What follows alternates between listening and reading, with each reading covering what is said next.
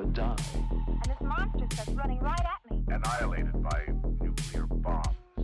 Beast is not dead. I put 4 bullets into him. Oh, you're crazy. But I saw that monster too. All I want is for someone to believe me. Contaminated. Face. Horrible. Looked like it would scare you to death. All right, let's get to work.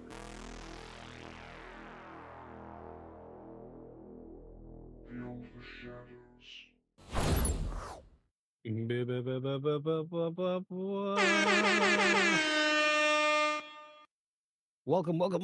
Welcome in, everybody. Let's see. Here we go. Yes. Welcome in. Welcome. It's Sunday night. It's freaking Sunday night. So you know what that means. Podcast time. So if you're listening to this on Spotify or YouTube and it's Tuesday, just know that we are live every Sunday on Twitch. Let me give you the right name here. Twitch.tv/Beyond the Shadows Podcast. Twitch.tv/Beyond the Shadows Podcast, where we are live every Sunday at 5 p.m. my time, so Eastern time. But if you go to Twitch and you have an account, you go to our page, twitch.tv/Beyond the Shadows Podcast. If you go to schedule, you will see the active schedule when we're going to be live next, and it will show the time appropriate to your time zone. So, let's say again, Sunday nights. Welcome. We're live. We got a little doozy for you this week. It's going to be something else. I'm going to play with some new sounds. We're going to do something a little different. I got more of a narrative style script written tonight. Planning on having a little bit of fun. I got a speech chat is up so I can hear that in my ears tonight. Let me see. Where's that at? Where did speech chat go? Oh goodness. Did I lose speech chat? Let's see where we got. What do we got here? Bibbity. Yeah, it seems I lost speech chat. That's fine. I'll go ahead and open another window and do it again. No big deal. This is so easy to do. It's easy when it works. So news, paranormal news. Nothing of any importance really. I'll be honest with you. Been kind of a quiet couple of weeks. Just about what you expected. So the trend lately on social media has been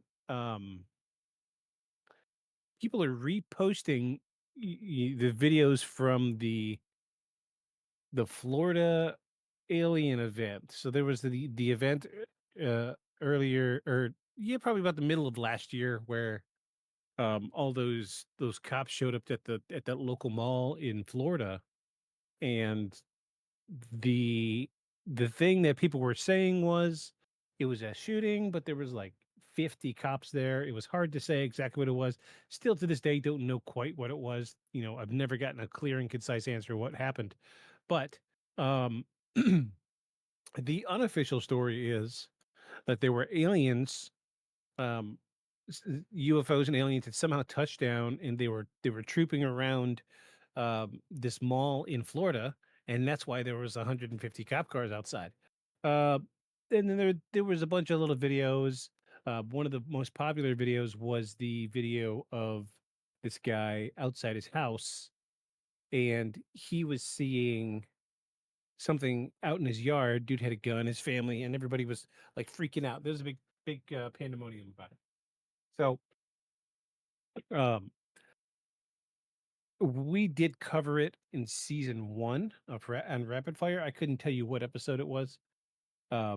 However, the thing now is people are saying that actual the actual videos and the true reason for why all those cops were there is finally coming to light, and people are showing videos that are quote unquote real videos of the aliens going through the malls. However, they're really bad videos, and let's be honest, they probably are just like AI stuff. It's so hard to say anymore. It's really hard to say. It really makes me sad. Uh, anywho, it's that is the current paranormal happenings. Very anticlimactic this week, but we're still having fun. We're still doing our thing. I will let you know if anything comes of light from this quote unquote official released videos of what really happened at the mall. I doubt we're going to see too much on it. And that's just the way the cookie crumbles with a lot of this stuff. So let me get speech chat knocked over here. Um, so another week without Ayanna Paul. They are doing their thing. You guys will know more when I know more.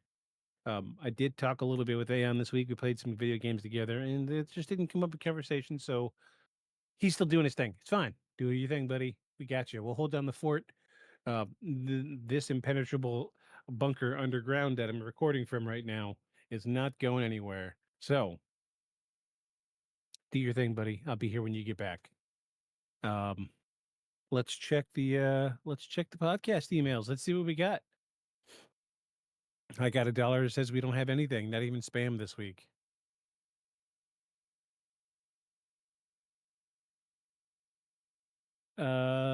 Let's see. Nope, nothing.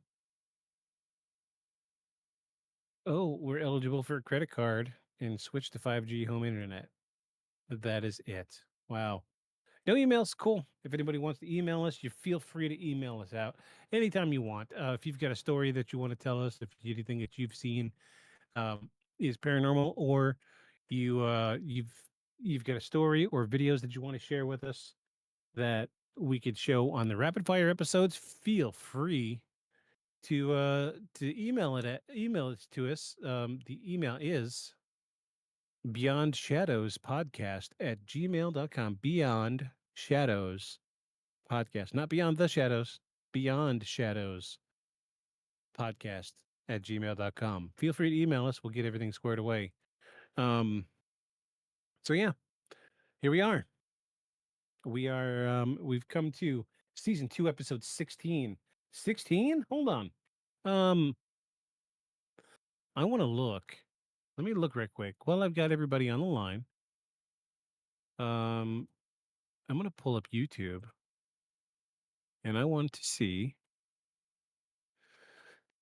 We are getting dangerously close to a year's worth of episodes. I just need to see. I got to look at the analytics on YouTube. I don't know precisely how many we have.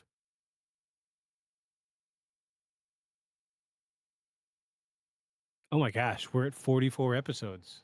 What? So 52 will be a year. So another what 44, 52, so 8 more episodes. Oh my gosh. Almost been doing this for a year.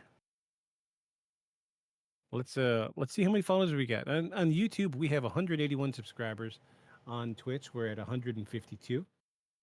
And I think, Spotify's embarrassingly like 50 people. We are getting some comments. YouTube's looking good. YouTube is our go-to. We put the most work into YouTube more than anything. We make shorts, we make videos, we upload to YouTube. So if you're enjoying what you see here, be sure to go over to YouTube, check out some of that stuff. Give us a follow. We'd appreciate it. Every single person helps. Um, so I think we all know what's coming next.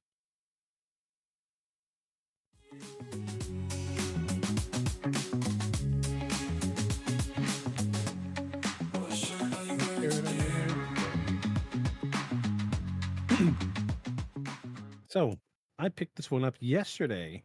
Went out shopping with the wife and picked this one up special because, for starters, I'm a huge Adventure Time fan. So follow the theme. The last 2 weeks I've been wearing Adventure Time shirts, and this week I've worn my new one. So check it out.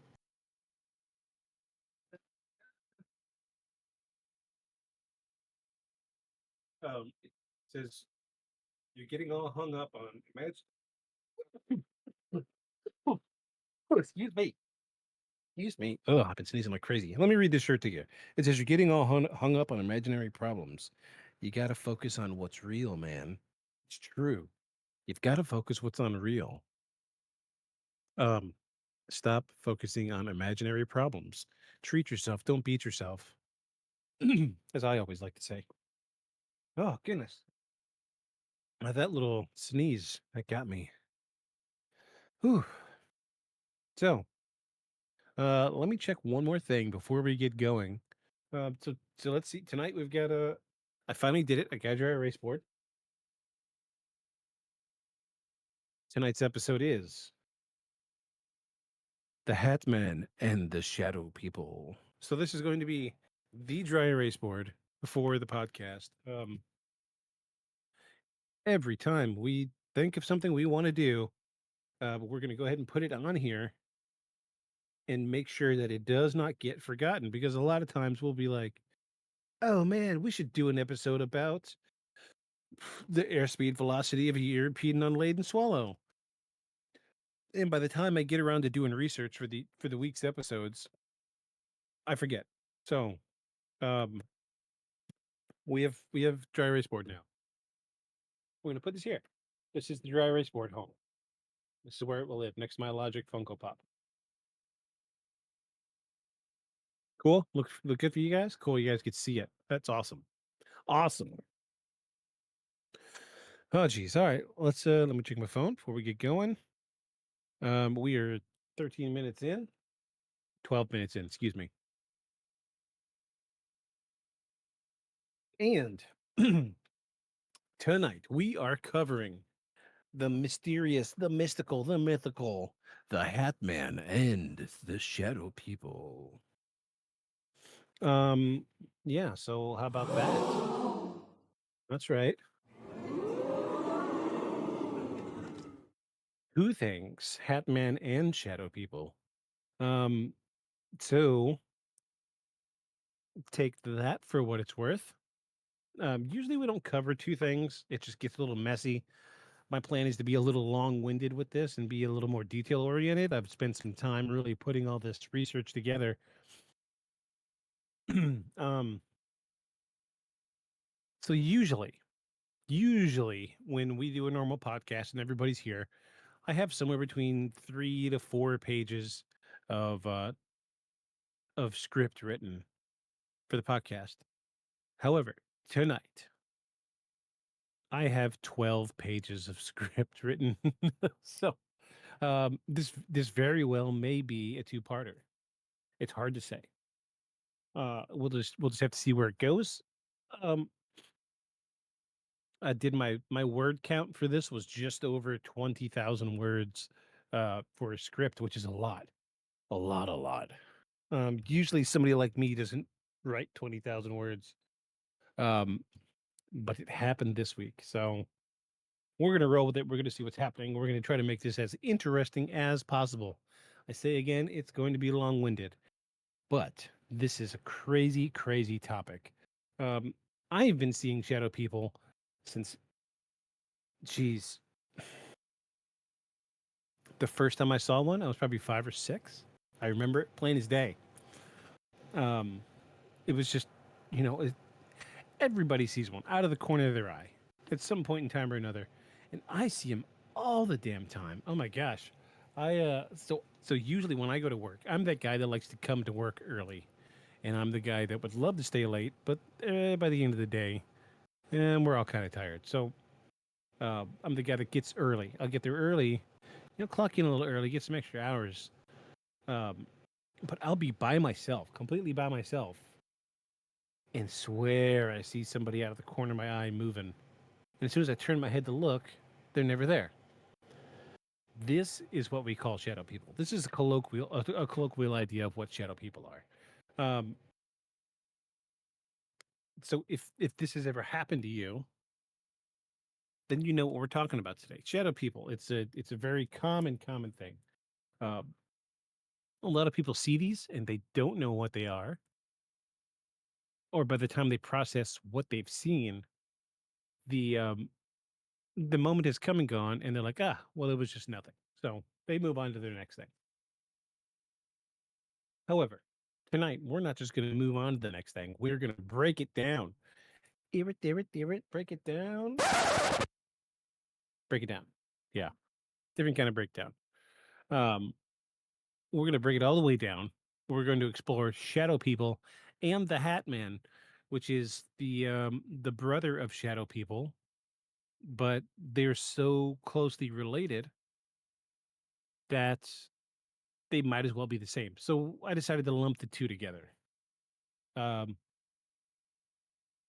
but we are going to try. I got some new sound clips today. Um, I wonder, I need to do a small test. Turn my sounds down just a little bit. Um, make sure it doesn't get too loud. Oh yeah, that's good right there. So instead of regular just audio clips tonight, I actually have some backing tracks. Because it's kind of more of a narrative driven script that I've written today. Um, so my way of trying to make this a little more engaging is I've got some generic backing tracks, and I'm going to do my best to kind of smother them in and out of the story. Um, if you've noticed, there's no music playing. Usually we have music playing. Um, we've hit a juncture. I don't know what's going on. The artist that I used, Harris Heller, is usually really good. I've been using him for years, and something has triggered YouTube into saying all of his content is copyrighted now, and I'm having a heck of a time getting everything sorted. So, um, every time I upload a video to YouTube with any music on it, that because I've been using Harris Heller for years. Anytime I have uploaded anything to anything to YouTube now, it's coming back and saying I have a copyright infringement. So, um, until I get this sorted, I'm going to stop using his music. Um, so, in the spirit of trying to make this as interesting as possible, I'm going to start trying to throw some ambient sounds into the background of when I'm doing some storytelling. So, bear with me. I'm going to do my best. We're gonna adjust on the fly. And if you or anybody you know makes music, feel free to reach out to us and shoot us an email, beyondshadowspodcast@gmail.com. And, we can't pay you for music, but we'd love to have you. And we'll give you shout outs, give you credit, and all that stuff. So, that being said, are you ready to get started? Because I am. Here we go.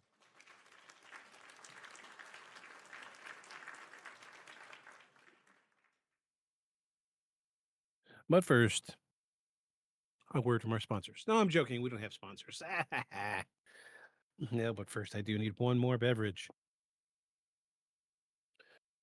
Hmm.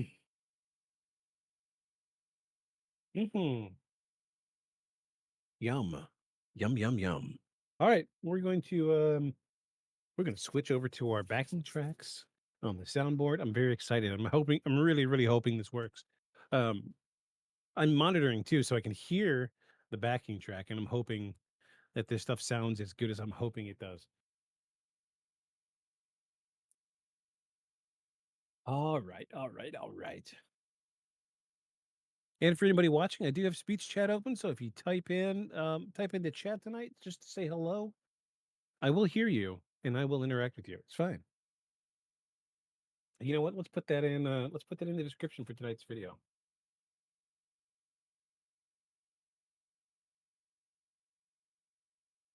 Uh,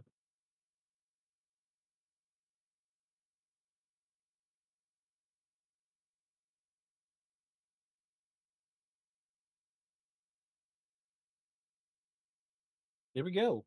I put chat interaction on there, and let's see. Let's refresh our monitoring device here. Let's make sure it says what it's supposed to say.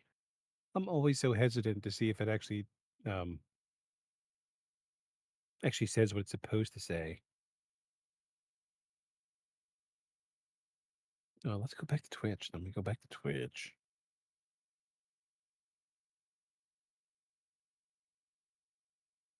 Interesting. Cool.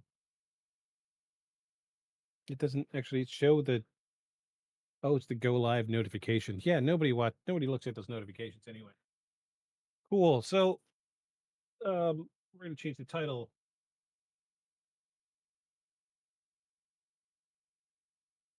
Chat interaction.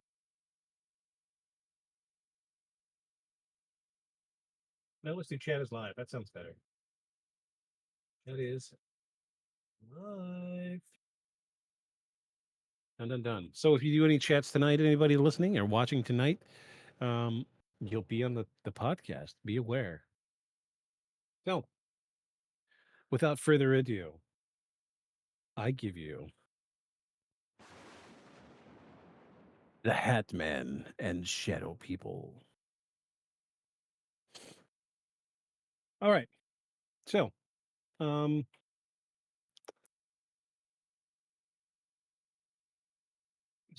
let's see if let's try one of my new backing tracks, see how it works. The human mind has always been fascinated with the idea of unseen forces, things lurking in the dark, just outside our vision. It's not surprising that cultures across time and space have shared stories of mysterious, shadowy figures, beings that dwell in the periphery of our vision, neither fully tangible nor entirely imaginary. Tonight, on Beyond the Shadows, we'll delve into the most eerie phenomenon in modern paranormal research, the entities known as shadow people and their more sinister counterpart, the Hat Man.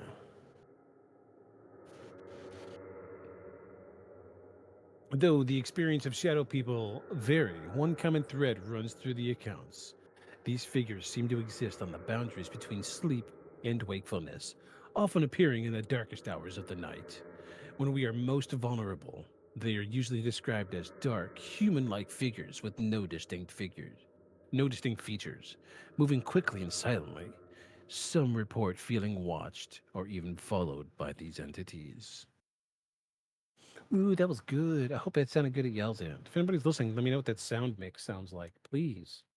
I need to make sure that sounds good. It looked good at my end. I'm seeing the audio levels. That's all I really see. Um, I don't do live monitoring of my voice because I hate it. But if the mix is bad, let me know, please. There's no takesies backsies once I stream. So, among these shadowy figures is one who stands out, and that is the Hat Man. The Hat Man.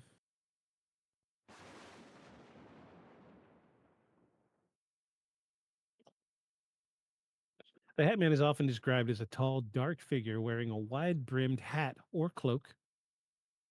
Unlike other shadow people who tend to be vague and fleeting, the Hat Man is often perceived as more deliberate in his actions. He's seen standing at the foot of beds, watching from doorways, or even looming over people while they sleep.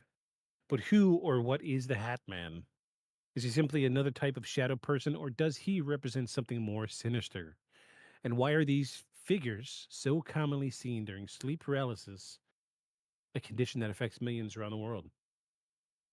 To understand the true nature of the Hat Man and shadow people, we need to look at both cultural and scientific perspectives. And in this episode, we're going to explore the historical context of the shadow entities and the Hat Man, the scientific theories about sleep paralysis and hypoagogic hallucinations, and personal accounts and the psychological impacts of these experiences. Also, we're going to look at the possible paranormal explanations for the otherworldly beings and beings to dimensional rifts. So, but perhaps most importantly, we'll examine whether there is any truth to these experiences, whether they are the result of human imagination, biological processes, or something far more mysterious. So let's begin by looking at the history of shadow people and how the phenomena has been described across different cultures.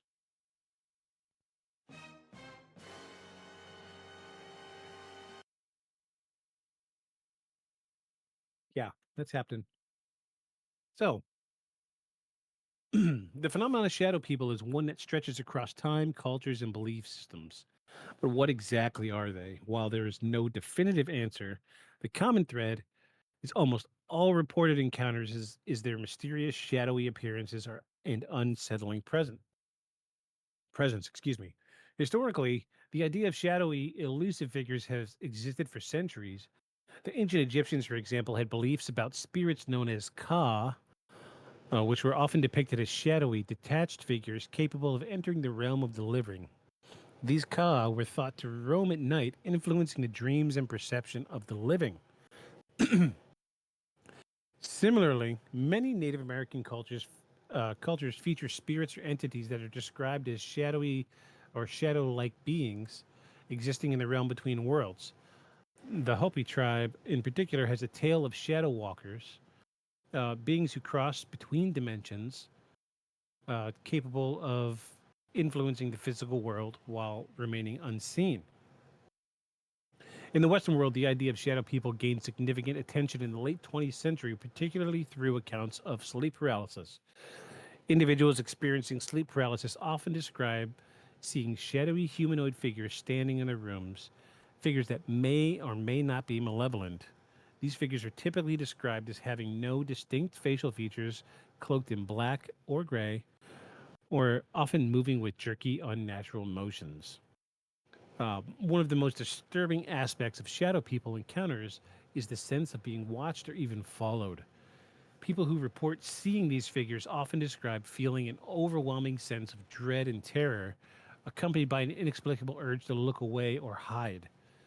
In some cases, they even describe a sensation of being touched or a sense of like pressure on the chest, leading to difficulty in breathing. But that also ties in with some of some of the sleep paralysis stuff.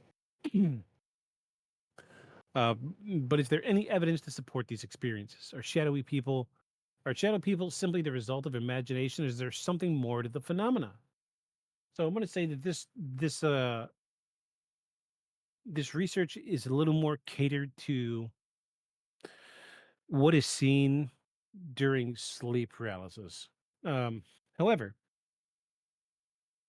if you're listening to the podcast and you know that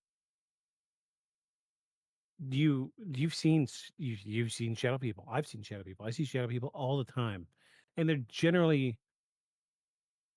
wh- wh- I have a weird idea of what I think shadow people are. So I think shadow people are spirits that are still here. They could be deceased persons. I can't say for sure. They could be, just spirits of random things. They just like to watch people. But the kicker is that they're watching, and generally, there's like a short, I don't want to say short, like a small belief system that says the spirit world can be viewed through the edges of your periphery. My mind goes to that episode of Doctor Who where the doctor is jammed up in that stairwell, and the police lady's like, "What are you doing here?" And he's like, "Look, I need you to." He's like, "I'm waiting for someone to come out of that room number blah blah blah." It was like 12 or something. She's like, "Room number 12 isn't on this floor." He said, "Yes, it is." He's like, "Okay, I need you to do something. Trust me." He says, "How many rooms are on this floor?" She says, "4." And the doctor goes, "No, there's 5." She said, "No, I've been in this building hundreds of times. There's only 4 rooms on this floor." He says, "I want you to look out of the corner of your eye. Don't look directly at it, but look out of the corner of your eye." And the police officer looks just kind of like out of the corner of her eye, and then boom, there's a whole other doorway. Um, and that's kind of what I'm getting at here. It's the idea that seeing the unseen when you're not looking directly at it. And that is my general experience with shadow people. I see them all the time. And it's usually when you're not paying attention. A lot of times I see them when I'm working. So I'll be at work doing something, and I swear I'll see somebody just standing there. And I turn to look. Well, there's nobody there. That's my experience. Oh, please. There we go. So we're going to get into some of the more scientific explanations.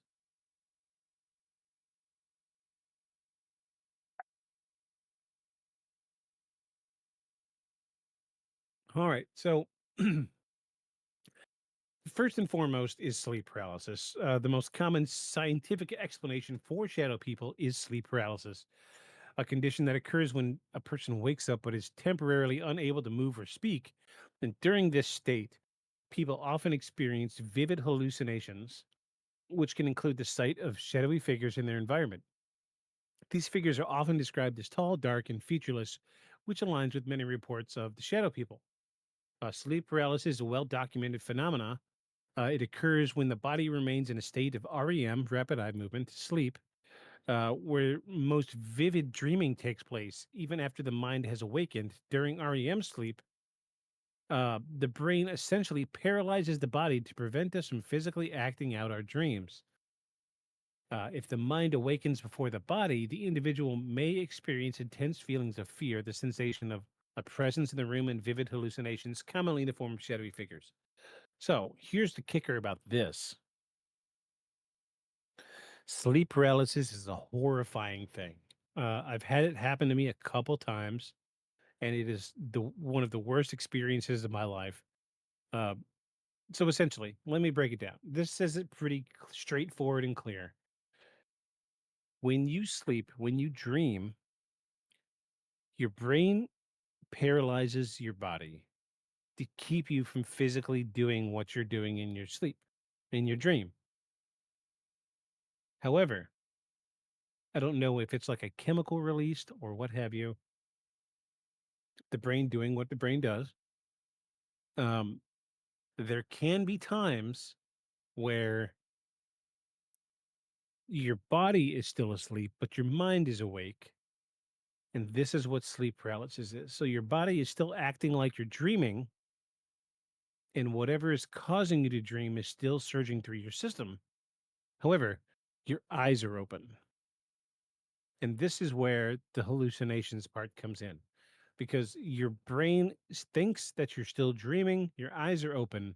So it's processing the information from the room that you're seeing through your eyes, but it's also treating it like a dream. So think of it like you take a static image of your bedroom and you use an AI filter, and you're still seeing your bedroom, but now the AI is creating something fantastical, and it's making this incredible thing happen right in front of your eyes, as opposed to your eyes are closed and you're only seeing it in your mind. So this is what we're talking about when we talk about sleep paralysis. I've had it happen to me a couple times, and oh geez, absolutely horrifying.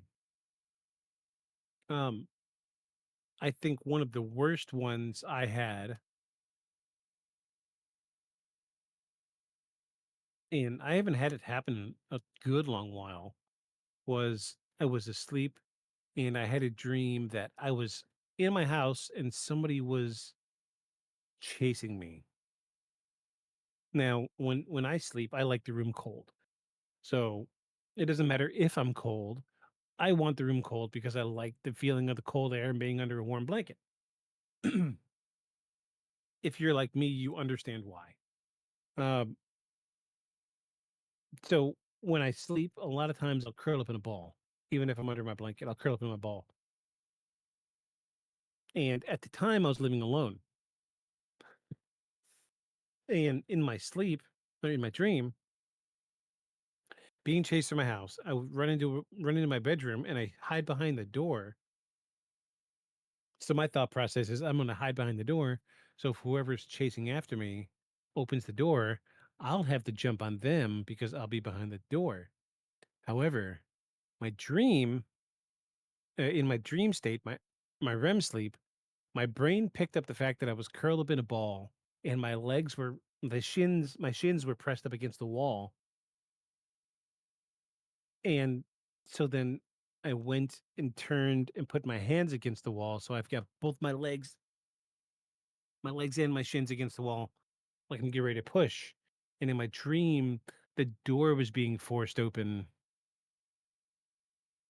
and I was half asleep, half awake, and the door being forced open was me pushing on the wall. And there was just enough of me that was awake to mix with the part of my dream that made me feel like this person forcing open the door to get me was absolutely immovable, and it was pushing me backward, which was me pushing myself away from the door in my dream, but I was pushing myself away from the wall in the real world. And um it was wild. It was absolutely wild. The physical sensations, the crossover with the dream state, absolutely insane. I had a few others where I was uh I could think of one or two where I was awake, my eyes were open, and can't move. I remember being able to only move my eyes and seeing someone come into the room and sit on the edge of the bed. And while they're sitting there, they're leaning in closer and closer over me. Like, so, like in a laying down state, anything standing up, you're looking directly up at them. So they look huge, right? So I'm laying down. This shadow comes into the room, sits on the bed, and then like leans over me, looking down at me. And the closer it got to my face, the more horrified I got. And I tried screaming. But of course, my body was paralyzed, but my vocal cords were trying to work.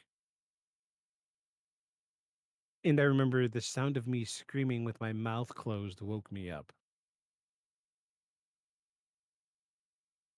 Think about that. Just think about it.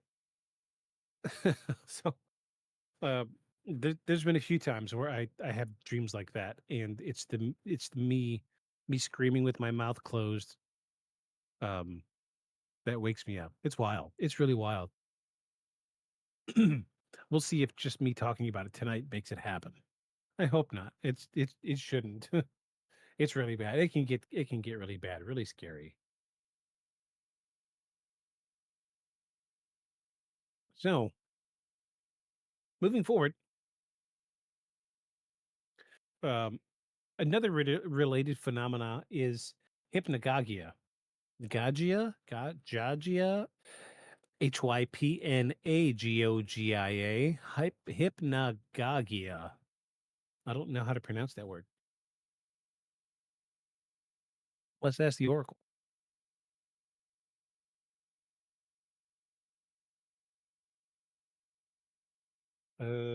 Translate.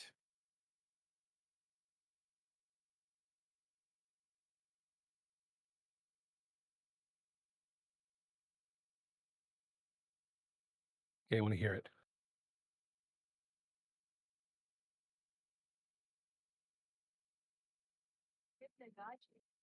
Hypnagogia. Interesting. Okay, cool. Hypnagogia. So another related phenomenon is hypnagogia, the transitional state between wakefulness and sleep. This is where our brains are still partially in a dream state, and it can create vivid and disturbing visual or auditory hallucinations. People often report seeing shadowy figures, experiencing sensation of being touched, or hearing voices while in this liminal space. I love that they called it a liminal space. That's not a word that gets used that often. Uh, just a throwback to season one. That's a word that is used to describe the backrooms, a liminal space.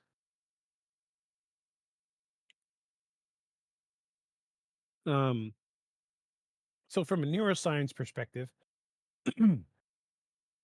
researchers have also pointed to brain activity and neurology as explanations. Some theories suggest that during times of stress, sleep deprivation, or mental illness, certain areas of the brain may become hyperactive, triggering vivid hallucinations.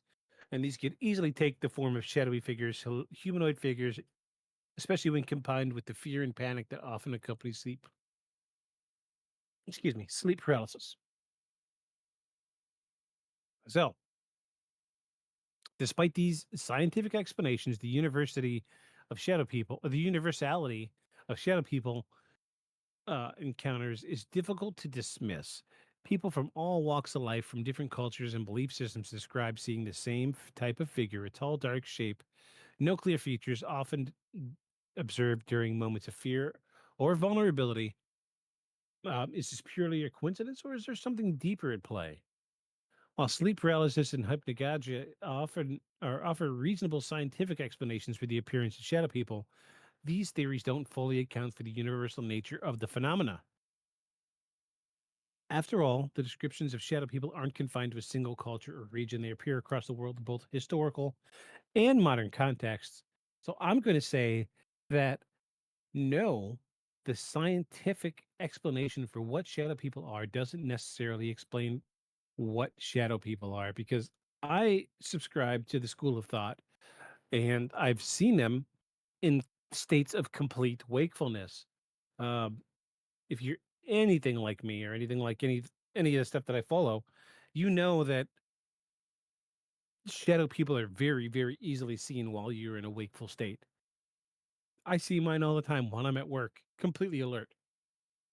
Um, so I don't completely agree with the fact that there is not historical, but scientific explanations for why we're seeing shadow people. Um, but that's not to say that that's not one of the root causes. Um, I don't see that. Ooh, excuse me. I wouldn't say that like lingering sleepiness would be a reason for seeing shadow people during the day. Like I think like even last week I saw one at work at like 1 in the afternoon. So it's not like I'm groggy from sleep when I see one.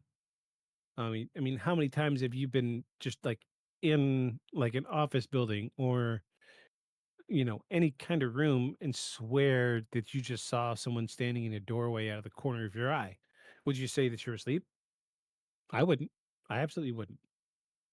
Because that's this is what scientists are trying to say. Scientists are trying to say that you're asleep when you see shadow people. This is not the case. Come on, folks. You're not blind. You're not sheeple. Our eyes are open. Literally. That's why we're seeing shadow people. So let's take a closer look at some of the theories and beliefs surrounding the shadowy entities, starting with cultural interpretations. Uh, this one, this one's kind of heavy, but I want to say deal with it, but um, take it for what it's worth because it does have some factual basis. Spirituality is a heavy, heavy subject, and oftentimes there can be religious or spiritual underlying implications that have to do with why we see shadowy people.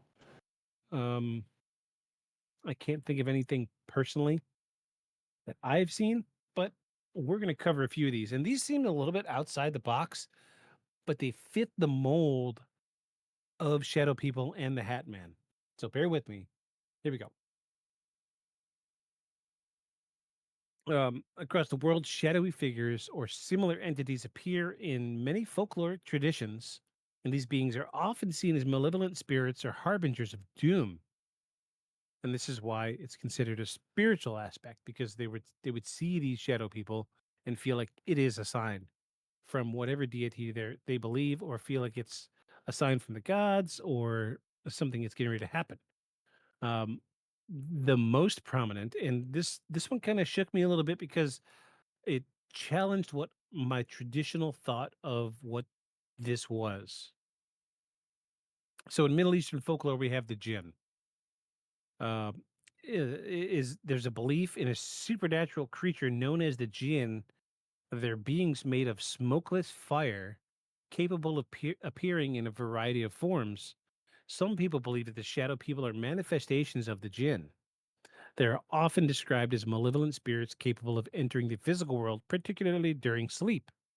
The belief in the jinn could explain why some shadow people are perceived as threatening with intention to cause harm or mischief.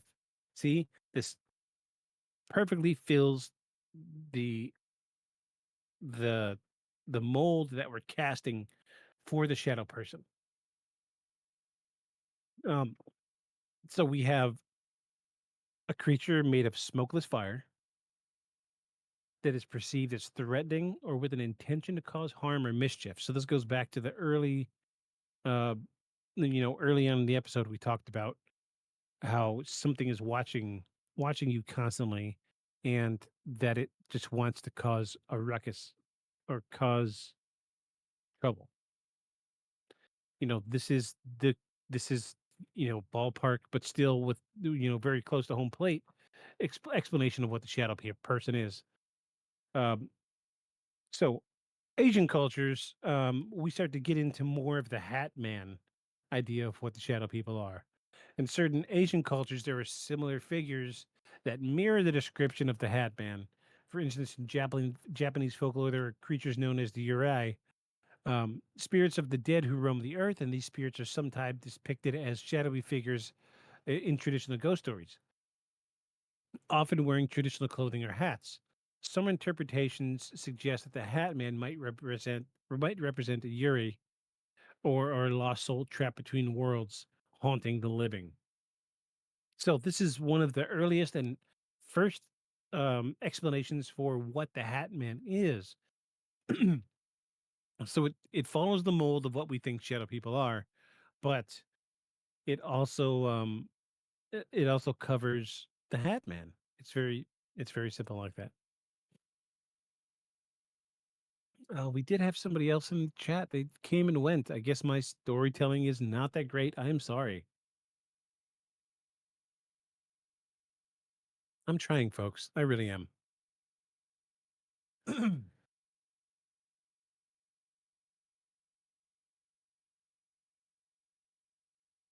So this next one is going to get a little. This next one's a little muddy, but bear with me. In Native American folklore, particularly among the Algonquin-speaking tribes, the Wendigo is a terrifying creature associated with greed, cannibalism, and winter. While the Wendigo is traditionally described as a monstrous figure, some modern interpretations suggest the Wendigo myth could be linked to shadow people encounters. The Wendigo's ability to shapeshift and move silently in dark bears similarities to the descriptions of shadow people who seem to move in and out of reality. So this is another one that was a little off the beaten path, uh, where like I hear the word Wendigo and I think of the Yeti, which makes me think of the Bigfoot, like a white fur version of the Bigfoot, uh, where the Wendigo is traditionally a shapeshifter, not necessarily like the Yeti. Um, and if you think I'm wrong, shoot me an email. We'll talk about it. Um, yeah, it's just this is a newer interpretation of what we think shadow people are, but it is an interpretation nonetheless, and that's what we're doing. We're covering all the bases here tonight. Uh, but yeah, so it's a shape shifting entity that can move in and out of reality. Uh, the next one is kind of once you think about it, it makes good sense. Europe's shadow figures is also known as the Grim Reaper archetype. In European folklore, the Grim Reaper is often depicted as a cloaked figure with a hood and a scythe, much like the descriptions of shadow people who are frequently seen wearing dark, indistinct cloaks. Some theorists argue that the Grim Reaper represents cultural projection of death, and shadow people may embody the same fear of mortality, appearing at moments when individuals are most vulnerable, such as during sleep or illness. So, this does have teeth. It's it makes sense. The idea of the Grim Reaper being, this shadowy figure that's always kind of watching and waiting,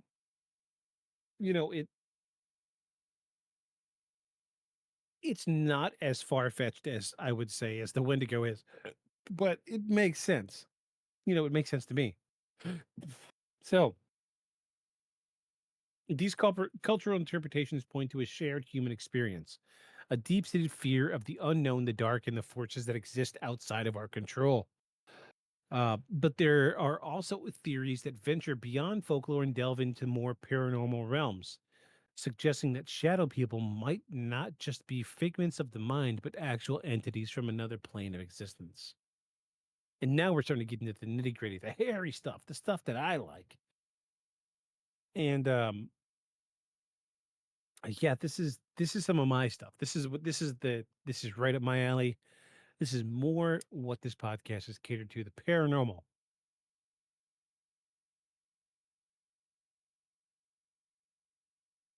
So we're gonna try one of our new backing tracks for this part because I want it to be spooky. I really do. Hold on. I need to turn the volume down on this just a little bit.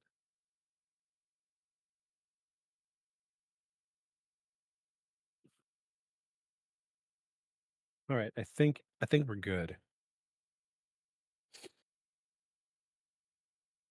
All right. Paranormal and metaphysical theories. Interdimensional beings. One of the more popular paranormal theories is that shadow people are beings from another dimension. This theory posits that these figures are not figments of our these figures are not figments of our imagination, but visitors from a parallel universe or alternate realities.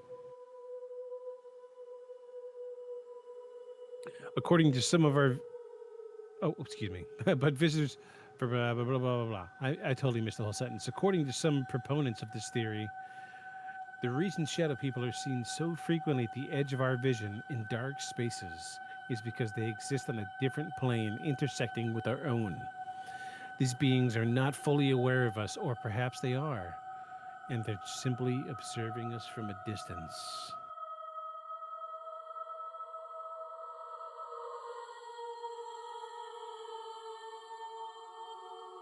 Another theory is that shadow people might be time travelers, caught between moments of time. Some believe that the reason shadow people often appear to freeze or move in unnatural, jerky ways due to a disruption in the fabric of time. In this theory, these entities might be glimpses of people from the past of our, or future, momentarily slipping into our reality due to flaws in the space time continuum. The Hat Man, in particular, is sometimes described as a figure from an earlier era, which feeds into the idea that he could be a time traveler, dressed in an attire typical of a bygone period. In spiritual or New Age thought, shadow people are sometimes considered to be spirits or souls who have not passed over to the afterlife. These entities could be stuck in the astral plane, a realm of existence between life and death, and may be drawn to the living due to unresolved issues or unfinished business. The Hat Man, with his distinct appearance and eerie presence, could represent a particularly powerful or ancient spirit that hasn't found peace. Another metaphysical theory is that shadow people are thought forms, beings created by a collective human consciousness. According to this theory, shadow figures are the manifestation of negative emotions, fears, and unresolved psychological trauma that have taken on a form of their own. Some researchers in the paranormal community suggest that these figures are energy beings, able to take shape due to the intensity of human thoughts or emotions. In this case, the Hat Man might be an archetypal figure created by collective human fear.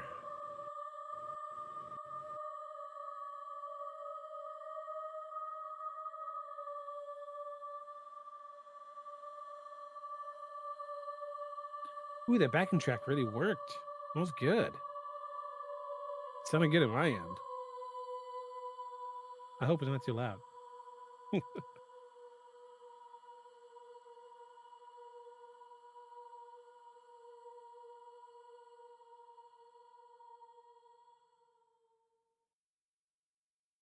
Yeah, that was good. And that was a good backing track. I like it. I'm gonna keep trying to use these as best I can. Whether you believe shadow people are merely the result of sleep disorders, psychological stress, or something far more extraordinary, there's no denying the profound impact these experiences have on those who encounter them. From cultures around the world to modern day reports, the shadow figure phenomena persists as one of the most fascinating mysteries of the human experience. As we move forward in this exploration, we'll look at the Hat Man, a particularly enigmatic and terrifying form of shadow person, an example and examine the real world accounts that continue to keep this mystery alive. So stay with us as we investigate who or what the Hat Man must be and why he appears to haunt so many lives. Let's see. We're an hour in. Do I need to use the bathroom? Let me see. Check my bathroom gauge. I think I'm okay.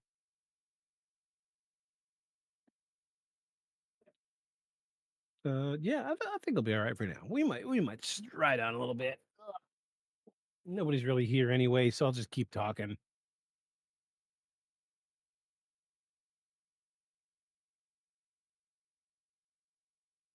Okay, so of all the shadowy figures reported by witnesses around the world, there's one entity that stands apart, a figure who seems to embody both mystery and terror in equal measure. This figure is none other than the Hat Man. Unlike the more common shadow people, who are often described as shapeless or fleeting, the Hat Man is distinct. A tall, dark, often depicted with a wide-brimmed hat, a cloak, or other period-appropriate attire. Witnesses frequently report an overwhelming feeling of dread when encountering this figure, and many describe him as having a presence, something that sets him apart from the rest of the shadowy being that tend to slip in and out of vision without leaving much of an impression. But who or what is the Hat Man? And why is he so much more terrifying than the other shadow people? Let's examine the characteristics of the Hat Man, the encounters people have reported, and what makes him different from the more generic shadowy figures. Cool. Cool. Um, I think before we get into this, yeah, I might just use the bathroom. It took me that quick to realize I might just need to use the bathroom. Um, don't go anywhere. We're going to discuss the Hat Man in greater detail in just a minute. Be right back.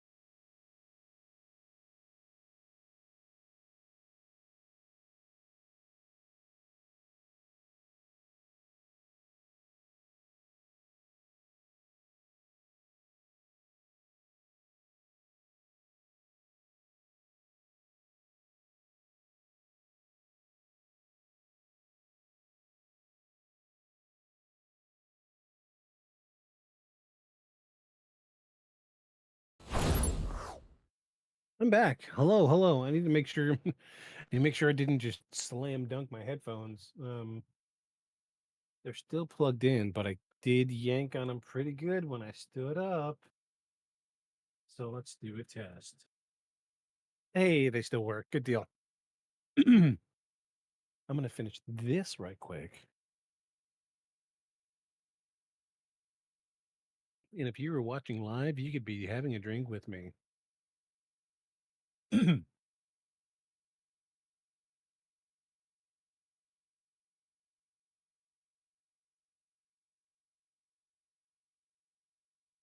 Oh,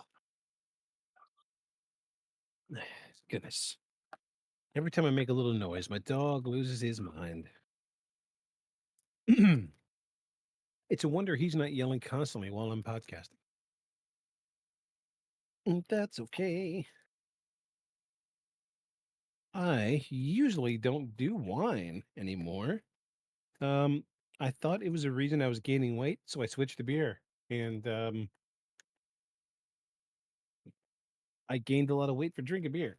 So we're back to wine. My cryptid cup, in case anybody's wondering, this is what's on the cryptid cup. It says, "Oh my God, is that a Bigfoot?" And then the other one says, "Oh my God, is that a payphone?" That's right. The cryptid cup.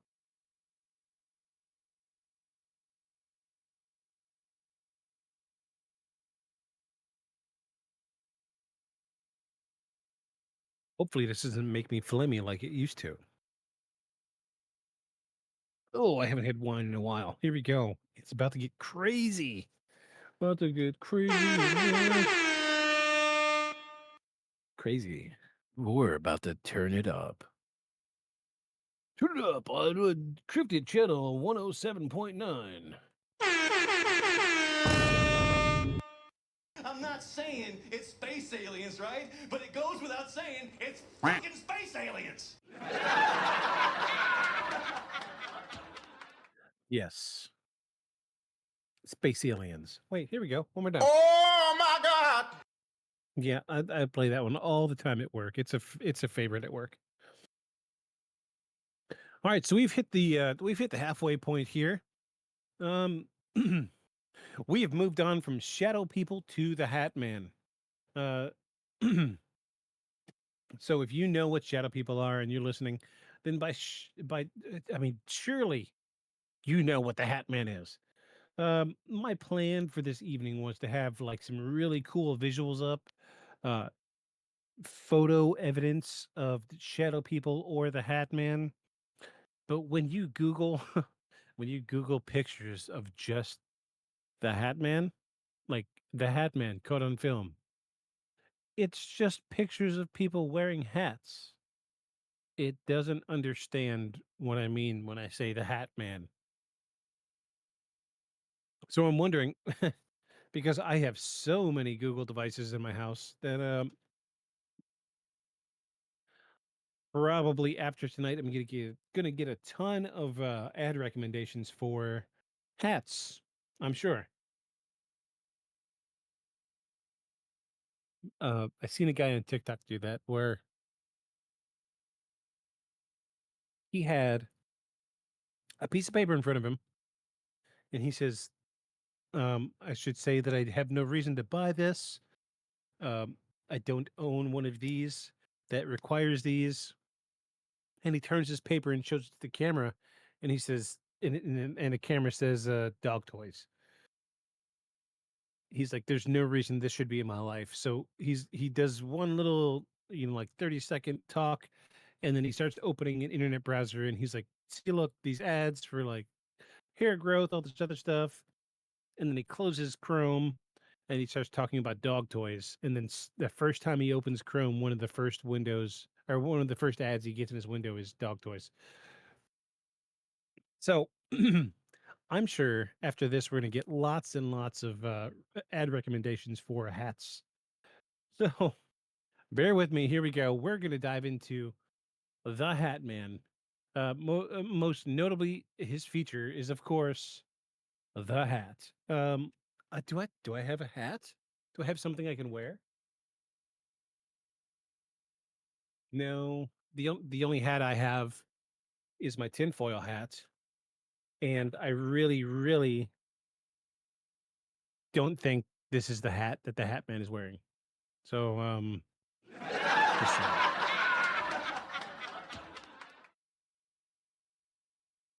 Uh, I do have some wide brimmed hats somewhere.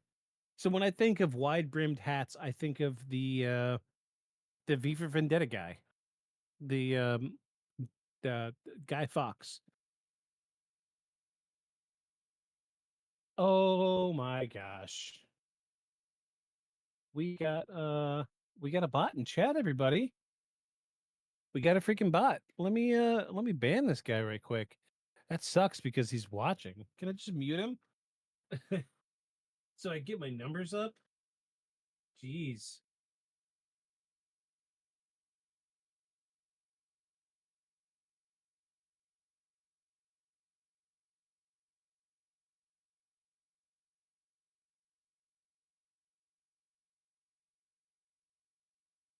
Yeah. Guess I'm just gonna have to go ahead and ban this guy.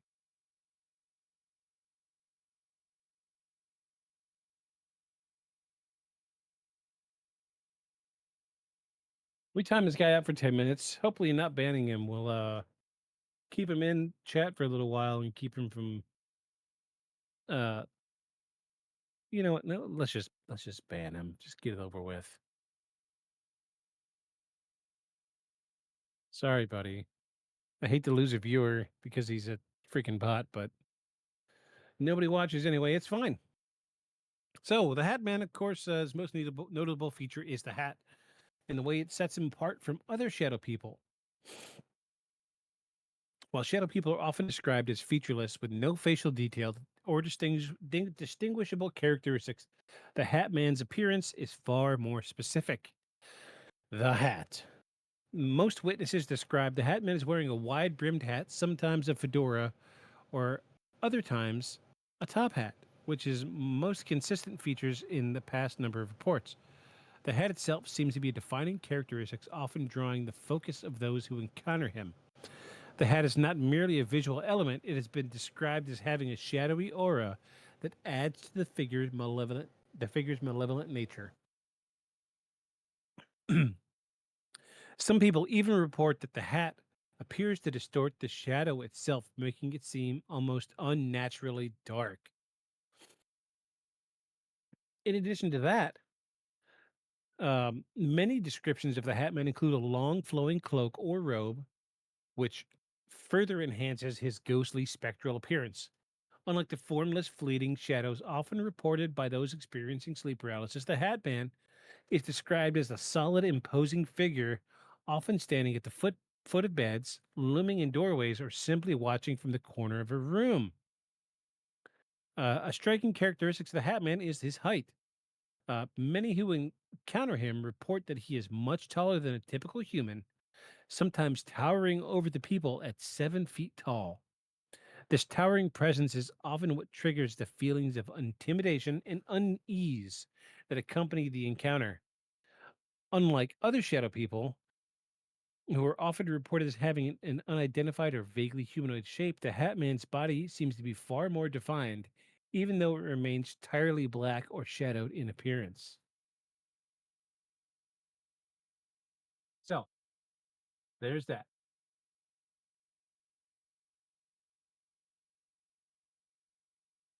Um, ba. While shadow people are often devoid of facial features, there are notable reports where the Hat Man's face is seen. Although in some accounts it is still difficult to make out specific details, some witnesses describe his face as void of expression, a black void with no eyes or discernible features. Other accounts describe glowing red or yellowish eyes, adding a sinister aura surrounding him. In some cases, the Hat Man is seen with an eerie smile, but it's not a smile of comfort. It's described as unnatural, something that instills a feeling of deep, unsettling dread. So, the Hat Man, out of the gate, is a little weird. He's definitely different from what you consider um,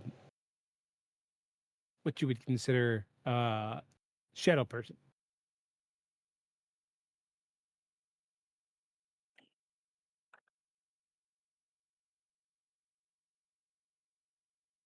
I'm going to change category.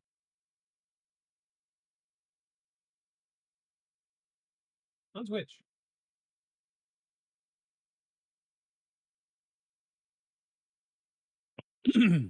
So we've got the shadow person, and the shadow person is devoid of definition, no form, no shape. It's what I've seen. The shadow person is just head, shoulders, body. That's all you're going to see. In my experience, the shadow person is just the there is a major portion of people that believe a shadow person is seen during sleep paralysis. However, I know from personal experience that the shadow person doesn't have to be seen during sleep paralysis. Uh,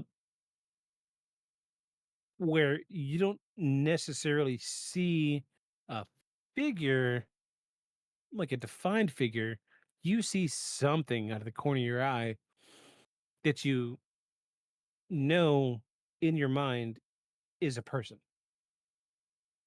And that's what I'm defining a shadow person as.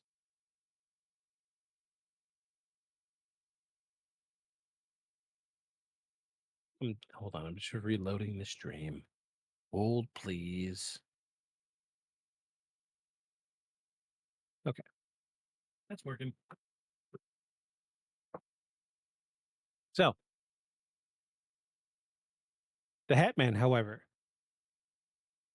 the difference between the Hat Man and the shadow person is a shadow person is more fleeting, seen out of the corner of your eye. The Hat Man is specifically showing himself to you, and he's more solid. You could look straight at him and see him.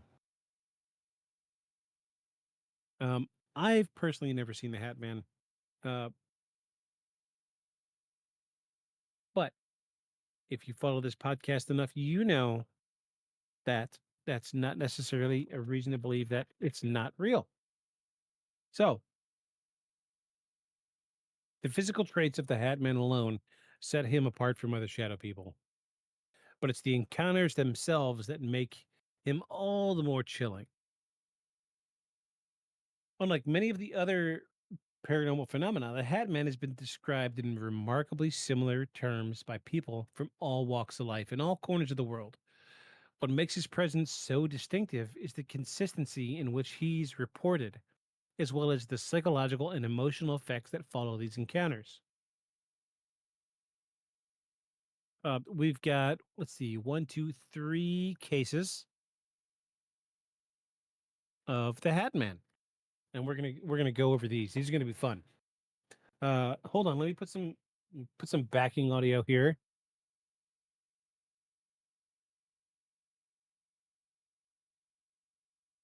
All right, you guys ready for this? This is about to be fun. We're gonna have some fun with this. I'm gonna use my movie voiceover voice.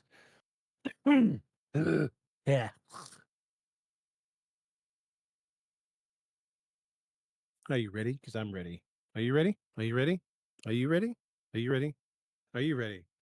Here we go.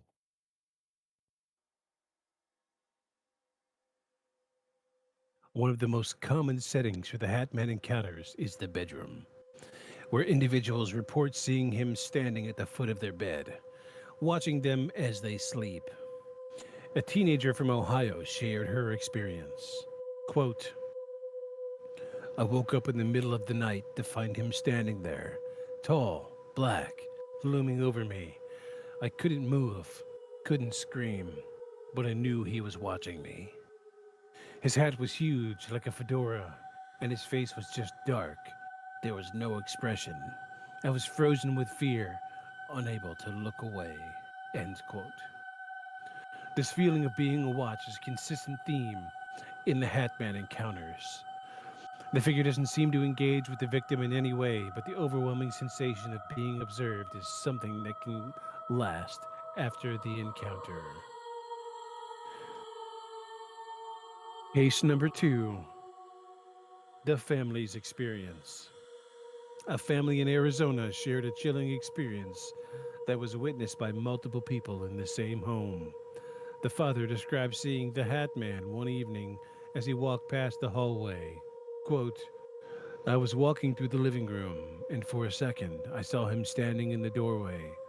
He was completely black except for the hat, just standing there. I thought I was seeing things, but the next morning my daughter said she saw him too, standing in her room. The family later reported that they had never encountered anything like this before, and after these sightings, many of them began to experience increased anxiety and sleep disturbances. The shared experiences are one of the most unsettling aspects of the Hat Man phenomenon. He's not just an individual hallucination, but sometimes that can appear to multiple persons at once. Case number 3. A woman from London recalled a terrifying encounter during a time of extreme stress. Quote, I woke up one night and there he was, standing in the corner of my room. He was tall, wearing a hat, and didn't move. I tried to scream, but I couldn't make a sound. It felt like an eternity before he faded away. End quote. This case highlights the powerful emotional response many people report when encountering the Hat Man. Paralysis, fear, and a sensation of impending doom. The Hat Man doesn't necessarily need to engage in any physical interaction. His mere presence is enough to create deep psychological impact.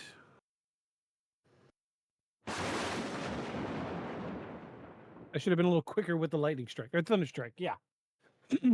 That should have made it more entertaining. I need a much better soundboard. Sorry, I can't afford the good stuff, everybody.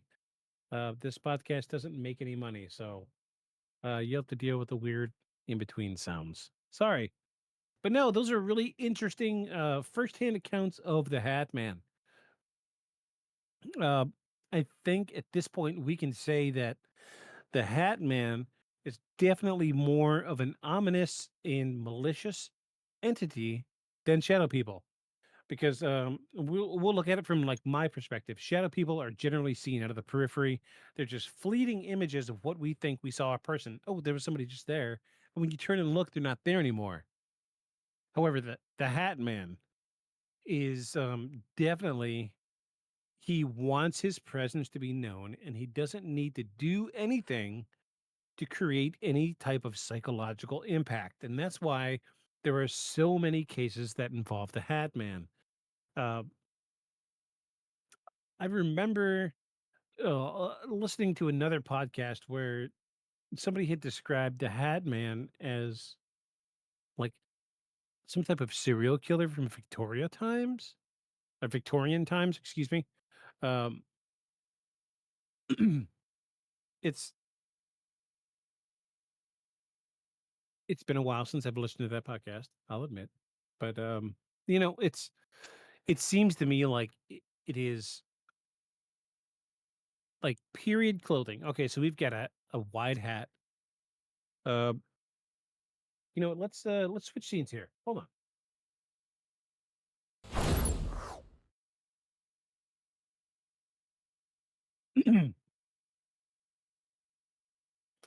I think I can do this. What time frame wore wide brimmed hats?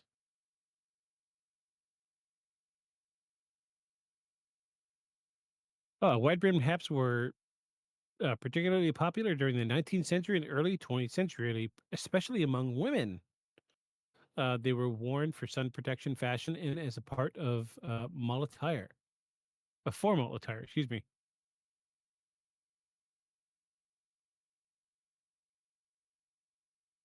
Oh yeah, like this is what I'm seeing. Like this feels like Hat Man territory.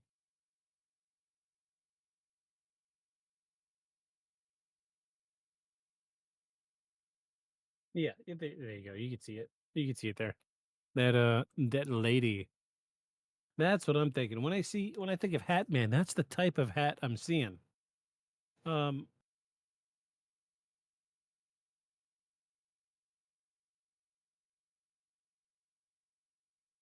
Mm, the Middle Ages, felt hats in Europe.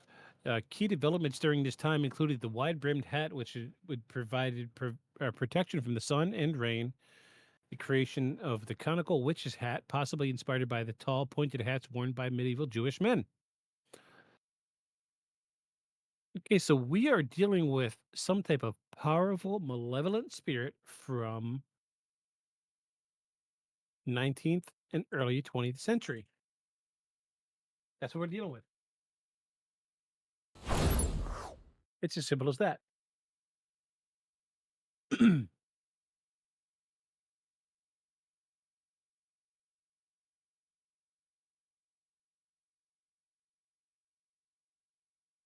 So it begs the question.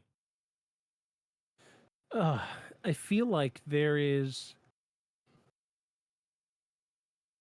like what wasn't there a specific profession? Like you wasn't there like a specific job that people would have during the late 19th century that wore wide brimmed hats? That's what I want to know. Was there a specific job in the late 19th century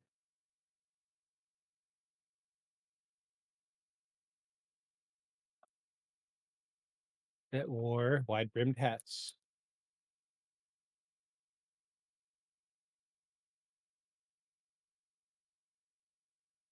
In the late 19th century, while several professions associated themselves with wide brimmed hats, the most iconic and widely recognized was the cowboy or rancher, known for the distinctive cowboy hat or Stetson. Other groups who frequently wore wide brimmed hats include farmers, stockmen, and some military personnel, particularly those units that served in the Western United States. Okay, so I'm not seeing anything that's like sticking out to me as like this was my job when I was on Earth, and that's why I continue to wear it today.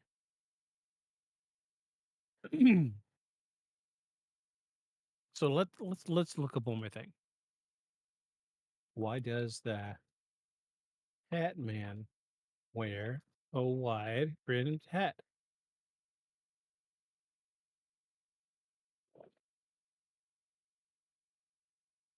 All right.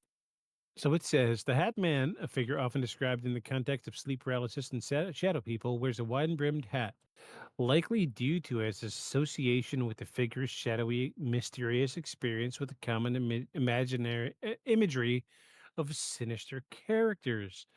While no definitive reason exists for the paranormal or psychological explanations for the specific feature, it's part of the figure's iconic and unsettling visual representation. Interesting. Okay, so we're going to touch more on that towards the end. That's interesting. Uh, I'm not going to forget that. And if you're watching, don't let me forget. So we're going to move forward. We're down to the last 3 pages of the script. I thought this was going to be a two-parter. I was wrong. We're tearing through this stuff because nobody's watching the stream and nobody's interacting. That's okay.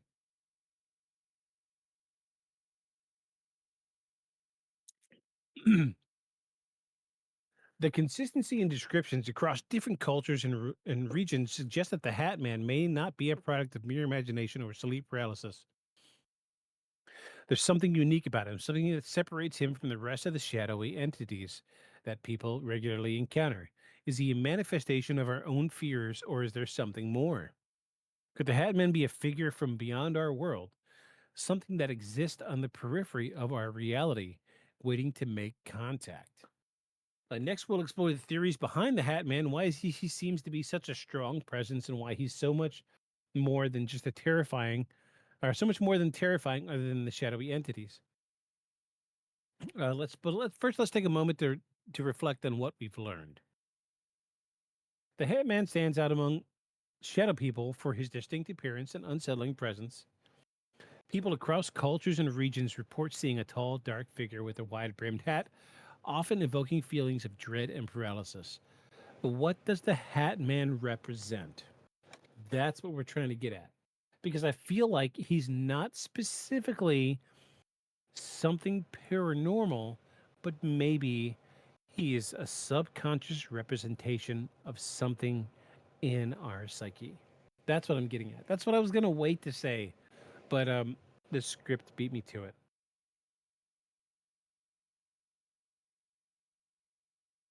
In this section, we'll explore some of the theories behind the Hat Man's origins, his purpose, and his connection to the broader phenomena of shadow people. So, we're going to get into why the Hat Man can be considered an archetype of fear. And it's really funny that this is where the script I wrote this script, but um, I have trouble keeping bearing of where we are because this is like a 23,000 word script. So I lose track of what we have and where it is in line. So I had forgotten that this was actually part of it. One of the first theories to consider is that the Hat Man is an archetype, a universal symbol of fear that exists in the collective unconscious. The concept comes from the work of Carl Jung, a Swiss psychologist who argued that certain figures or motifs appear across cultures as a part of the collective unconscious. These archetypes are universal patterns of behavior and thought embedded deep in the human psyche. The Hat Man might represent the embodiment of fear itself, something that exists in our subconscious mind as a manifestation of dread, anxiety, and the unknown. The hat, a common figure or a common feature of this entity, could symbolize authority or mystery, as hats have historically been worn by figures of power. The Grim Reaper, his hood, or other authoritative figures. You gotta think about like the Pope. John Wayne always wore that hat. Uh, I think when when I think back historically of the Hat Man and why he's so important, I can think, he had been seen up until it's pretty much from the invention of the wide brimmed hat is when it started. So close your eyes, take a little trip with me. We're going to do a small thought experiment, and this is what I do. This is how I rationalize what I'm thinking in my thought process. I want you to picture in popular culture a mysterious figure and what makes him mysterious. My mind goes immediately to I'm imaging in my mind a guy leaning against a wall or sitting in a booth at the back of the bar in a shadow and his face is shrouded. But what's the best way to shroud your face from everybody else? A wide brimmed hat. So think about like every movie from the 80s, from the 70s, where there's that mysterious figure that you see for the first time. He's always seen in the corner of the room, but his hat's down over his eyes. Do I have a hat? Give me a hat. Here we go. My collector's piece. I'm gonna put this thing on. Me sitting in a corner, I'm being mysterious. Check me out.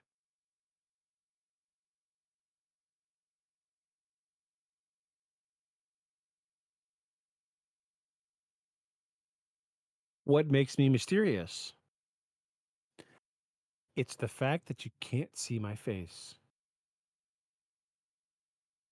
So the wide brimmed hat, think about like even Lord of the Rings. The first time you see Aragon, he's got his hood down and he's sitting in the corner of, was it a bar or like a hotel or something? He's got his hood down over his eyes. You can't see his face. John Wayne movies. The first time you see the antagonist of the story, he's sitting in the corner, probably with his feet propped up, and he's got his cowboy hat down over his eyes. It's classic. It's the classic move of the mysterious guy. Check me out. I'm mysterious because you can't see my face.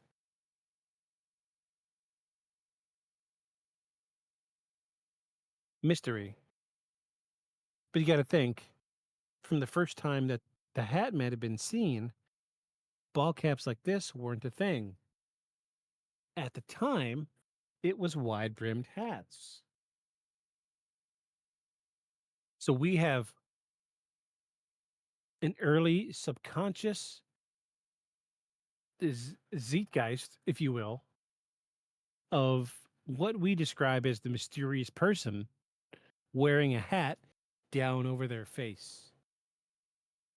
And the purpose of that hat in that circumstance is to obscure their identity.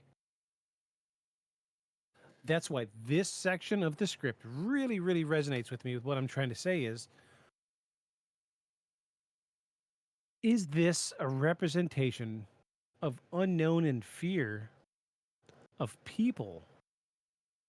The hat is there to show that there is a figure there, an unknown figure, that does not want to present his face to you, that he's trying to remain a mystery. You know, it's a it's deceit in its purest form.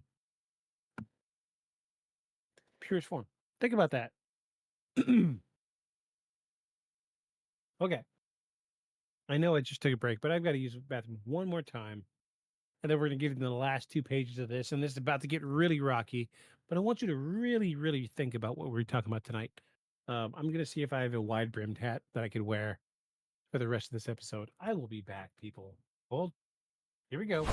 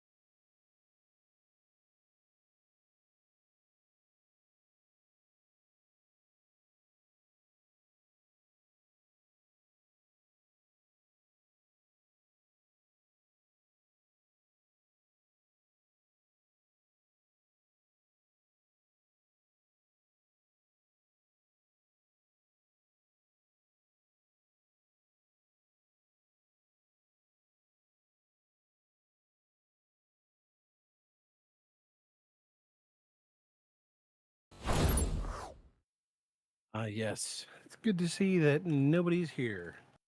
Like always. I'm back. Hello. Um, I have a wide brimmed hat. I don't know where it is. It's probably been about 5 or 6 years since I've seen it. So the best I could do is the generic fedora that I've got.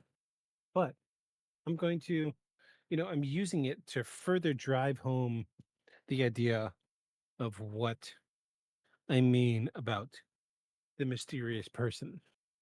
So think about like Michael Jackson music videos, right? He's always doing the hat down low because he's driving home the idea that he is mysterious. This is in the zeitgeist of the human experience. The person covering their face with their hat to obscure who they are as a person. It's very deep rooted. Um, I mean, my mind goes to so many different movies where we see the bad guy or the first time you meet the good guy hiding his face with a hat. It's just a thing. I don't know where it started or how it started, but that's what I'm seeing. But we're gonna touch back more on that here in a little bit. I just wanted to make sure that everybody knew what I was getting at when I was talking about this hat. So now we're gonna get into the crazy stuff. We're down to the last 2 pages of the script. So it's about to get a little crazy. Um, we're gonna put a hat on, but it's a little different from what you're used to. So this is outside our normal range of what we're talking about, but this is gonna make sense. I promise you. This is a little weird, but we're making sure to hit all of the strokes. We want to make sure that everybody knows um, every facet of this jewel before we pack it away. You know what I mean? So the Hat Man as a thought form or tulpa. In the paranormal community, another explanation involves the concept of the tulpa. I know what you're thinking. What is a tulpa? I've never heard of that before. Yeah, the tulpa's a little weird. Okay.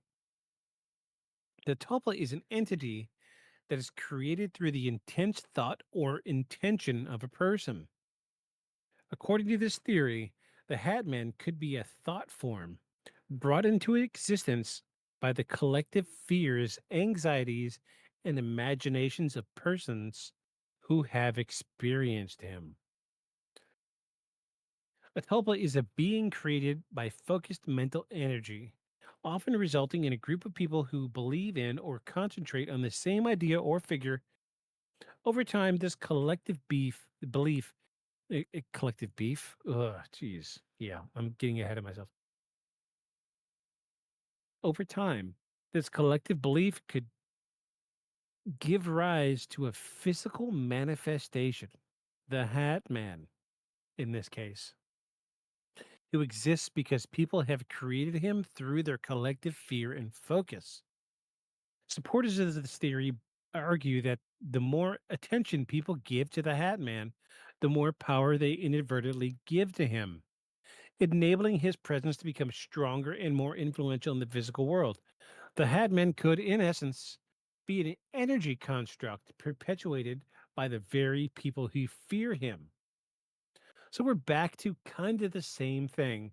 Um, you're afraid of the guy that you can't see his face. He's always hiding, always off in the corner, obscured in darkness, and you're just generally afraid of him. So let's go back to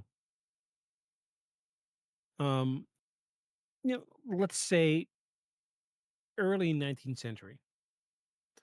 You walk into a room full of people sitting at, there's a bar and people are eating, people are drinking, but there's that guy in the corner. The hat's down low and he's obscuring his face. You can't see his face because it's shadowy. You inherently become cautious of that person. So let's say 100 people see that person. What they're saying is those people, because they are so afraid of this person that they don't know and can't see, they are giving a physical manifestation to this person. And the more that you believe in him, the more he can do and the more physical he becomes. So, like if you talked about him on a podcast, you would bring him into reality. We'll see what happens. We'll talk about it next week, I'm sure, if anything does happen.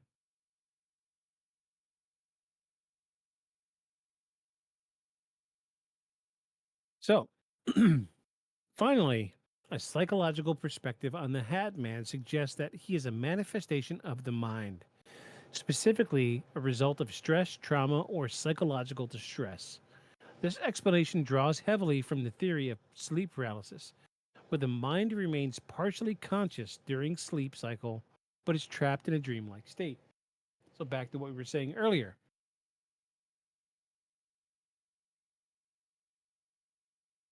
The Hat Man in this context could be a projection of the mind's deepest fears, a response to overwhelming stress or trauma. The hat that he wears might symbolize an authoritative figure, while the dark, looming figure represents the fear of losing control. This explanation also fits the reoccurring theme of anxiety and nightmares that often accompanies the Hat Man sightings. The fact that many witnesses to the Hat Man report similar feelings of paralysis, dread, and impending doom also fits with the psychological theories that the mind reacts to extreme fear and trauma. The Hat Man may simply be a visual representation of the mind's attempt to process deep seated emotional distress. So, what exactly is the Hat Man? Is he an ancient spirit, a lost soul, an interdimensional traveler, or a product of our own collective fears? The truth is, we may never fully understand the origins of this chilling figure. But what we do know is that the Hat Man represents something far greater than just a shadow. His presence taps into deep seated fears that exist within us: the fear of the unknown, the fear of death, and the fear of losing control. So, we've come to the end. I've given you all that I've had for research. We went through 12 pages of research. I never have 12 pages of research. This is this is a milestone. This is a big thing for me. um I can't say whether or not this is truly paranormal. I've never personally seen the Hat Man. I can, however, say that I have seen shadow people. I've talked about it a bit the entire episode.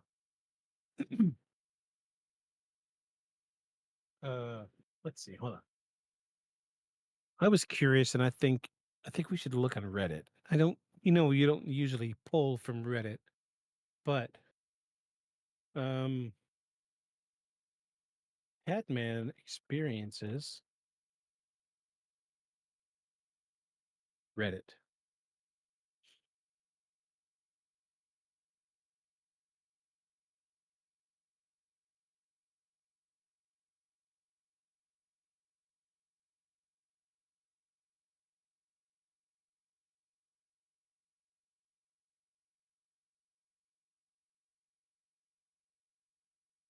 Oh, here's a big response. Okay. We're gonna read this. This is Mike the cleaning lady on Reddit. Uh Almost everyone has seen the Hat Guy. In fact, he's international sensation.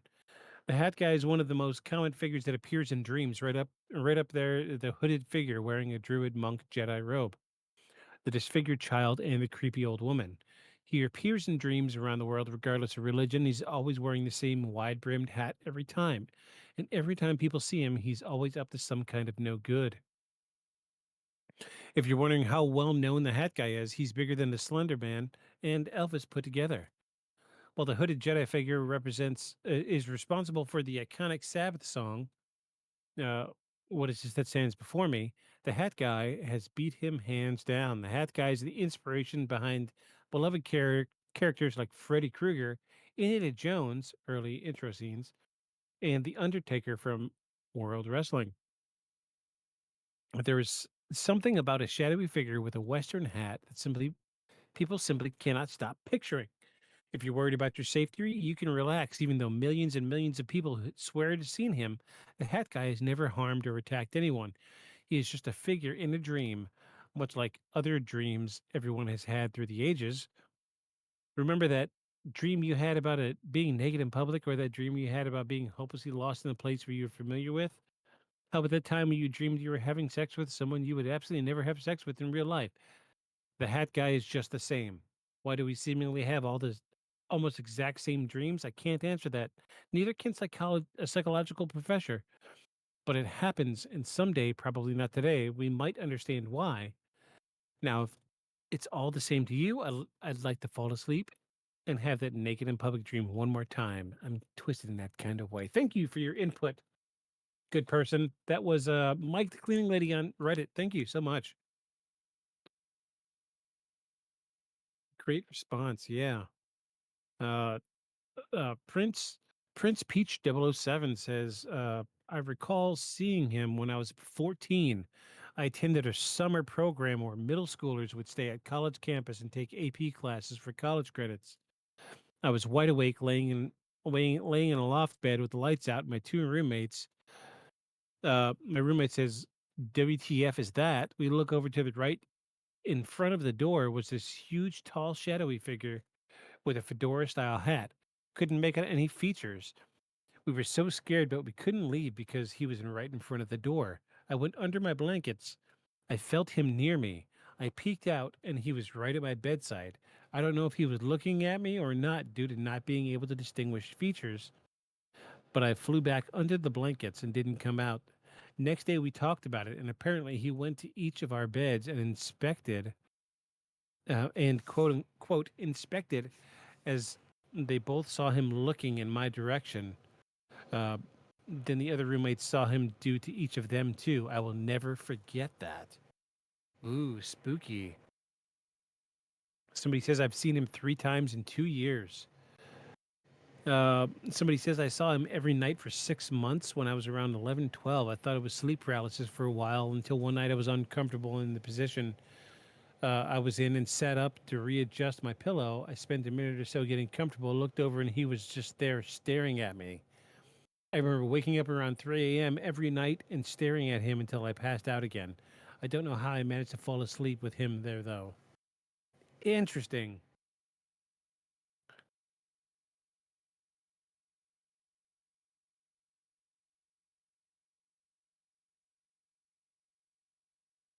Yeah, there's tons and tons of people who have seen him. So this is a thing. Um, before we go any further, I'm going to see if there's anybody that we can raid because we're getting close to the end. I think we're about due for a UFO story or a cryptid. No, I guess Shadow People and Hatman would kind of follow under the cryptid category. So it's also kind of ghostly. So let's go with the UFO story. Let me write that down. I'm gonna go ahead and write that down.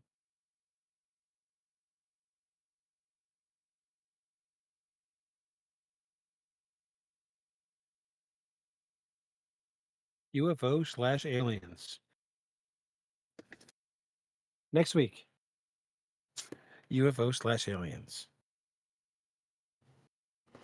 Now we will try to find something good for next week. I cannot guarantee what we're going to find, but we're going to find something.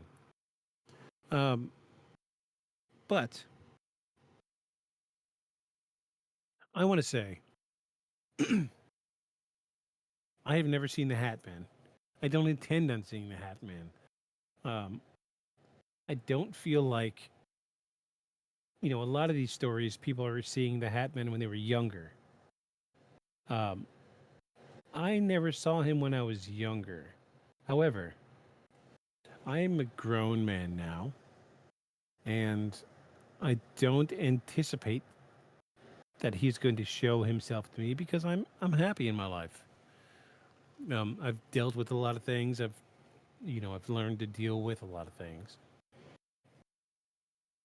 I wouldn't necessarily say I have high stress or high anxiety.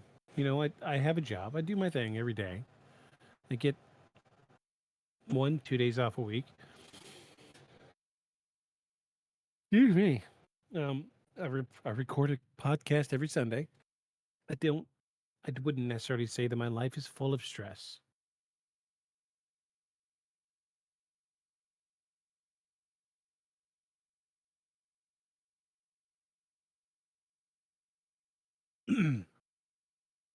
So it's really hard to say. I probably won't ever see the Hat Man.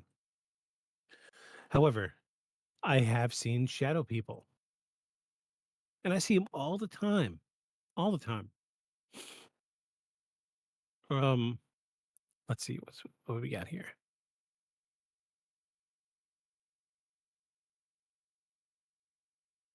Jeez, I have one viewer. Yeah, nobody's watching this stream. Um, so no raid tonight, but know that shadow people are out there. I have seen them. I've seen them many times. I've never seen shadow people, but have you ever seen $1 million in person? I'd be willing to wager that's the answer to that question is a no. But that doesn't mean it's not real. So I cannot say definitively if the Hat Man is real or not. However, I truly believe that shadow people are real. And I will continue to believe that they're real until I stop seeing them. You know what? Even after that, I will even continue to believe that they're real after I see them or after I stop seeing them, because I believe that they are spirits and they're just watching. And out of the corner of your eye, you will always catch them. So, as we continue to search for answers,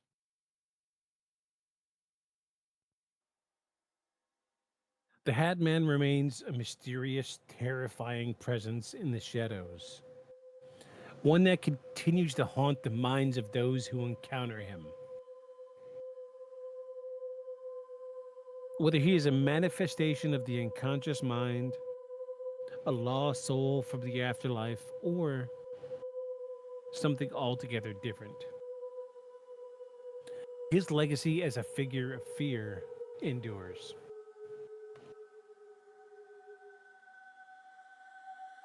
As we draw this episode of Beyond the Shadows to a close, we are left with more questions than answers.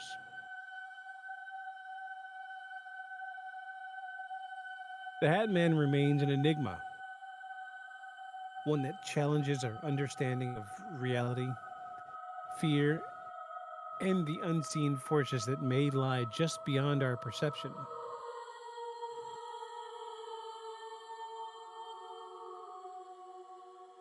Whether he's a product of the collective unconscious, an interdimensional visitor, or a manifestation of our own deepest anxieties, the Hat Man continues to haunt the minds of those who encounter him. His shadow stretches across the world and perhaps across time itself. What's lurking in the dark? What's lurking in the corners of our minds?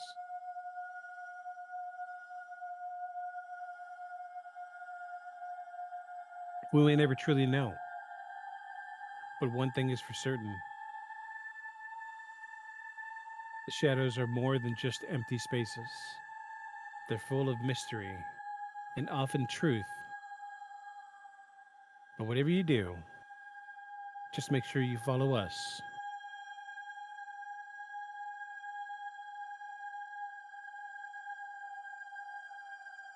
Beyond the shadows.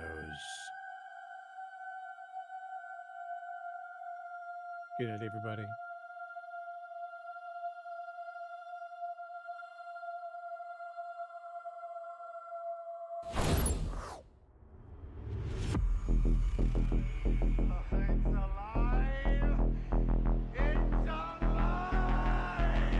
A creature like that, how would it ever die? And this monster starts running right at me. Annihilated by nuclear bombs. Beast is not dead. I put 4 bullets into him. Oh, you're crazy. But I saw that monster too. All I want is for someone to believe me. Contaminated. Face. Horrible. Looked like it would scare you to death. All right, let's get to work.